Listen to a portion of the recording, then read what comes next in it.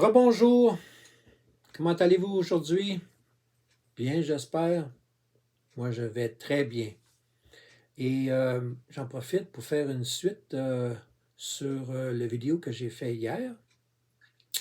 Hier, qui était le mercredi 4 janvier. Alors aujourd'hui, jeudi 5 janvier, je vais faire une suite sur ce que j'ai abordé hier, parce que j'ai pas eu le temps. J'étais à court de mémoire sur l'appareil que j'utilise. Et je suis retourné à l'eau. Et puis, j'ai mis un sous-verre. Tu sais, je me perfectionne, tu sais, c'est des petites améliorations. J'ai mis un sous-verre, comme ça, lorsque je dépose mon verre sur la table, ça ne fait pas un bruit. Ça ne fait pas de bruit. Petite question pour commencer. Combien parmi vous connaissez ou maîtrisez, je n'ai pas juste connaître, maîtriser le latin? Combien parmi vous connaissez et même, je dirais, maîtriser la langue latine, le latin? On se comprend, on s'entend pour dire que la majorité des gens, la très grande majorité, on peut-tu dire au-dessus de 95% des gens ne connaissent pas, ne maîtrisent pas, ne connaissent pas le latin. Je suis d'un certain âge qui, lors de mes... à l'école élémentaire, secondaire, le latin, ça n'existait plus. Par contre, j'ai deux frères plus vieux que moi, que dans le temps, on appelait ça l'école, les études classiques, dans le temps. C'est bien avant moi, où on apprenait le latin à l'école. Mais le latin, c'est une langue morte depuis belle lurette. Pourquoi est-ce que je pose la question? Parce que, encore une fois, l'institution, voyez-vous, je me frotte les mains, hein? Vous me voyez venir, hein? Le Vatican, l'institution catholique, la curie romaine, le pape, toute l'organisation, là, ne désirait pas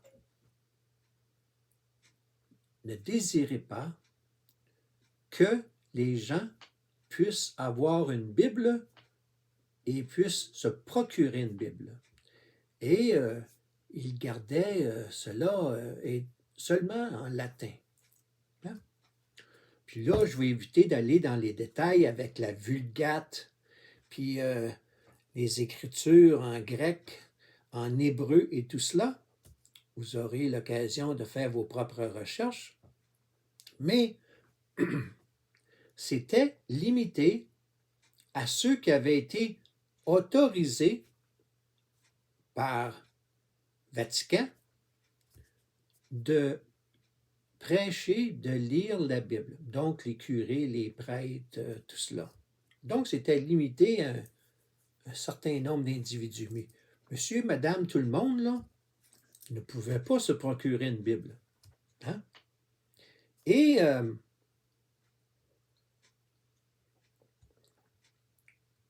ma deuxième question par rapport à la langue, la maîtrise des langues, réfère à la population mondiale.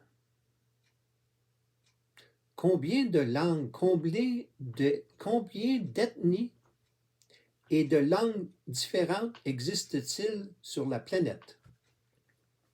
Hein? Est-ce que la seule langue sur la planète, jadis et maintenant, comprise et utilisée pour communiquer, est le latin? Non, bien sûr que non. Où je veux en venir, c'est qu'en réduisant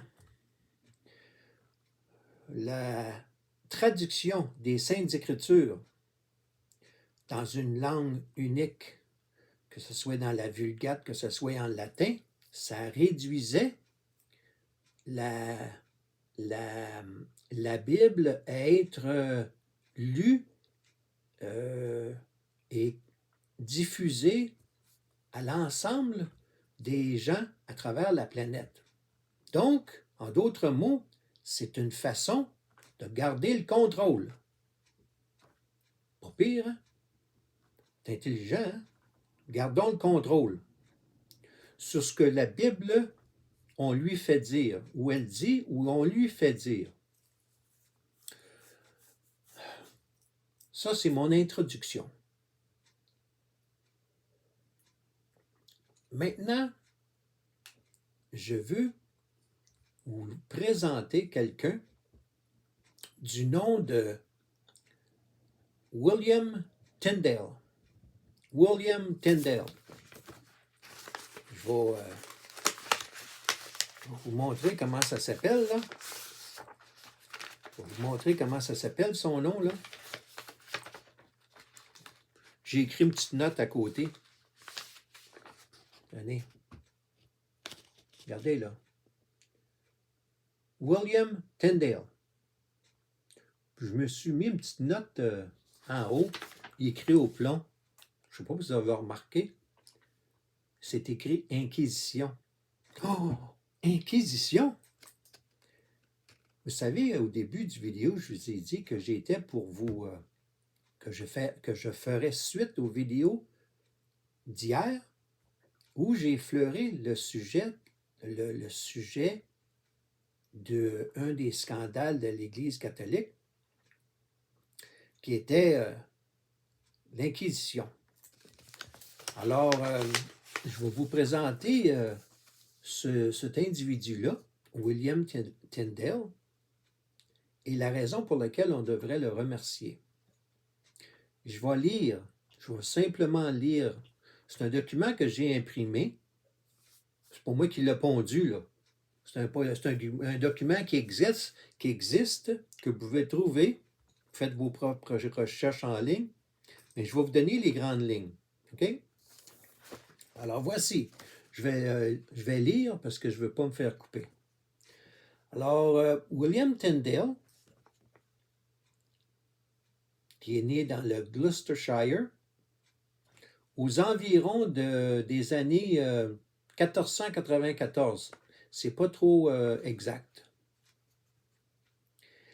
Imaginez-vous que ce gentil monsieur a été exécuté par strangulation le 6 octobre 1536 à Vilvoorde.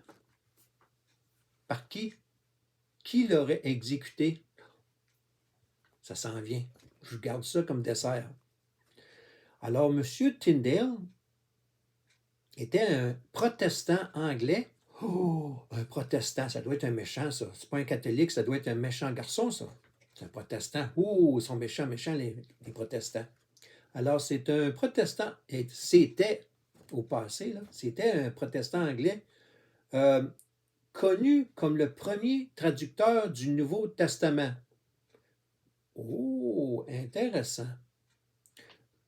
Donc, le premier traducteur du Nouveau Testament depuis le texte grec dans une langue moderne, c'est-à-dire l'anglais moyen. Pardon, encore mon écran d'ordinateur qui s'est éteint automatiquement. Screensaver. Je ne sais pas comment on dit ça. Depuis que je suis rendu en Ontario, je suis rendu que je parle moitié anglais, moitié français. Vous m'en excuserez. Alors, M. Tyndale était un brillant érudit. Quand je dis brillant, là, c'est brillant pas à peu près, là. Brillant érudit. Alors, il maîtrisait les langues suivantes. Pas une, pas deux, pas trois, là. Il maîtrisait l'hébreu, le grec, le latin, l'espagnol, l'anglais, le français, ainsi que l'allemand. Si bien que chacune de ces langues aurait pu être sa langue maternelle. Il faut dire qu'il les connaissait. Hein? Donc,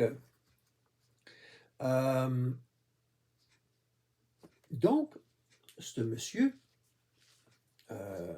étant donné que l'Église catholique ne voulait pas que les gens puissent voir par eux-mêmes ce qui était écrit dans la Bible, premièrement, parce qu'elle était en latin, puis que c'était pas publié en nombre, en plusieurs exemplaires, vendus dans les librairies, là, à l'époque, hein? L'Église catholique gardait le contrôle là-dessus. Quand j'ai dit le pouvoir, le contrôle, puis l'argent, ça l'aide, tu sais, avec, comment ça s'appelle, là, les indulgences. Vous irez lire et faire votre recherche sur les indulgences. Son passe-droit, du cash pour son passe-droit, aller aux cieux, au paradis. La Banque du Vatican, imaginez-vous pas que c'est toute la quête à l'Église le dimanche qui ont amassé tant d'argent. Alors, je continue. Je ne veux pas dévier trop. Alors, influencé par un individu du nom de Erasme de Rotterdam, dont il avait découvert le Nouveau Testament en grec latin, Tyndale s'est mis à traduire la Bible en anglais. On doit remercier Tyndale pour ça. Je vais vous dire pourquoi. Parce que c'est parti de l'hébreu grec, latin, traduit en anglais, puis après ça, diffusé à travers l'Angleterre et l'Europe, et par la suite à cela, traduit de l'anglais dans toutes les autres langues. Le français, l'espagnol, l'italien et tout ça. Alors, c'est pour ça que je dis qu'on doit remercier William Tyndale. Mais le Vatican, Rome, il n'aimait pas ça du tout, là. Pour lui, là, il était un hérétique. Il ne faut pas que la Bible soit dans les mains des gens. Il ne faut surtout pas que la Bible soit dans les mains des gens. C'est méchant, méchant, ça. Il faut garder le contrôle. Alors, je continue ma lecture, si je ne veux pas me faire couper. Alors, voici. Tyndale partit pour Londres. Il n'était pas à Londres dans le moment, il était en Angleterre, mais il n'était pas à Londres. Il est parti pour Londres en 1523 pour obtenir l'autorisation officielle de traduire la Bible en anglais. Bon. Puis là, je vais vous lire textuellement. Il a fait son travail. Il remet cette traduction, il a remis, il devrait parler au passé, il remet cette traduction à l'imprimeur Peter Cantell. Vous m'excusez parce que les mots, les noms que je vais dire, je n'aurai peut-être pas la prononciation exacte, mais je vais continuer. À l'imprimeur Peter Cantell de Cologne, mais l'arrivée en vigueur des mesures anti-luthériennes dans cette ville stoppe net la publication. Des ouvriers trop bavards auraient informé le prêtre Cochlaeus, l'un des principaux adversaires de Luther. Tyndale se précipite à l'atelier, saisit ses précieux manuscrits et les emporte à Worms, ville libre de l'Empire britannique, alors en voie de conversion à la Réforme. On parle de la Réforme protestante. Il faut attendre l'année suivante, c'est-à-dire on parle de 1526, pour voir l'apparition du Nouveau Testament par l'imprimeur Peter Scheffer de Worms. Cochlaeus alerte cependant l'évêque Turnstall qui interdit les Bibles en octobre 1526. Vous voyez toutes les manigances là, du Vatican. Je continue. L'historien du protestantisme, Richard Marius, avance que le spectacle des Écritures enflammées par une torche déchaîna la controverse même parmi les fidèles, parce qu'ils mettaient le feu. Ils voulaient accaparer toutes les copies qui avaient été imprimées. L'Église catholique voulait accaparer tout ce qui avait été imprimé, puis les brûler. Brûler les Bibles. Vous entendez là, correctement, là. Alors, je continue. Mais les efforts de l'évêque de Londres furent voués à l'échec. Les Londoniens veulent prendre connaissance de l'ouvrage proscrit et s'ingénient à l'obtenir au mépris des menaces. Il y a eu une entente qui a été faite pour pouvoir continuer. Le marché conclut et l'édition est apportée en Angleterre. L'évêque de Londres convoque la population devant la cathédrale Saint-Paul pour assister à la destruction massive des livres hérétiques. On appelait ces Bibles-là, on les appelait des livres hérétiques. Cependant, le bûcher de l'évêque devint une publicité inespérée pour la deuxième édition du Nouveau Testament, Tyndale. On l'appelait la Bible Tyndale à ce moment-là. Imprimée cette fois en petit format pour faciliter la dissimulation des volumes et mieux échapper aux perquisitions, sa diffusion est un vif succès. Le cardinal Wolsey condamna Tyndale comme hérétique et le premier procès en hérésie s'ouvrit en 1526. J'ai parlé d'inquisition, je vais vous en donner un exemple. Tyndale serait retourné à Hambourg vers 1529, amenant son manuscrit. Il y révisa son Nouveau Testament et commença à traduire l'Ancien Testament, non sans travailler à d'autres essais. Fait qu'il a commencé par le Nouveau Testament. Quand il a terminé, il s'est attaqué à traduire l'Ancien Testament. Mais, puis là, je vais terminer là-dessus parce que je vais me faire couper. Là où l'Inquisition vient en ligne de compte, il y a eu l'arrestation puis l'exécution. En 1535, des adversaires de Tyndale lui tendirent un piège. Puis il a été arrêté. Il y a eu un procès. Là, je vais devoir couper court.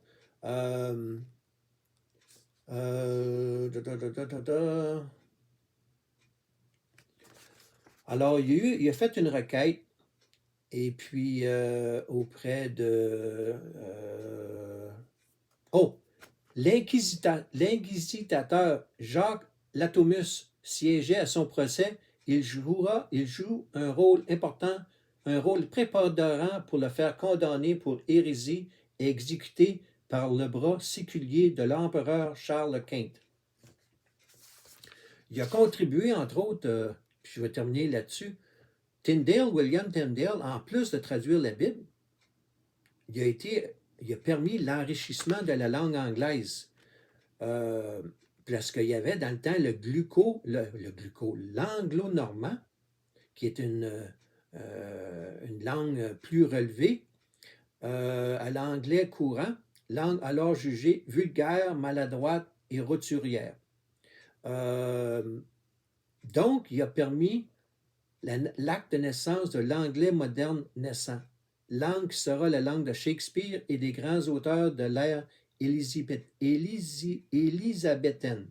Je termine là-dessus parce que je présume que je vais me faire couper. Puis je termine aussi, au cas où vous le noteriez, en 1530, Tyndale écrivit un pamphlet du nom de The Practice of Prelatus, par lequel il dénonçait le divorce de Henri VIII comme contraire aux Saintes Écritures, avant que vous me le rapportiez.